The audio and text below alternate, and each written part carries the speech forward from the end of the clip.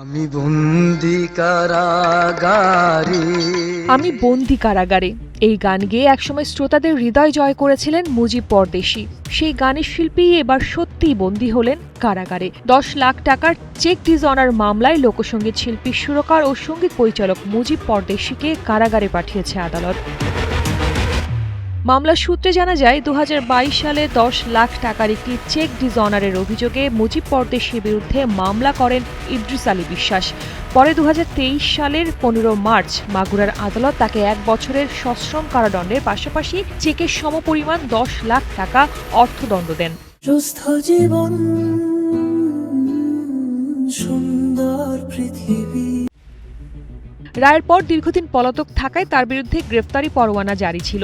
সেই পরোয়ানার ভিত্তিতে সোমবার রাজধানীর উত্তরা পশ্চিম থানা পুলিশ তাকে গ্রেফতার করে। মঙ্গলবার আদালতে হাজির করা হলে শুনানি শেষে তাকে কারাগারে পাঠানোর নির্দেশ দেওয়া হয়। এ সময় তার পক্ষে কোনো আইনজীবী উপস্থিত ছিলেন না।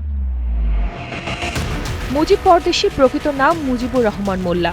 80 দশকে বাংলা লোকগানের জগতে জনপ্রিয়তা পাওয়া এই শিল্পীর কণ্ঠে কলমে নাইকালি, সাদা দিলে কাদা, তোমায় আমি হলে মচেনা ও মন তোরে পারলাম না বুঝাইতের মতো বহু গান শ্রোতাপ্রিয়তা পায়।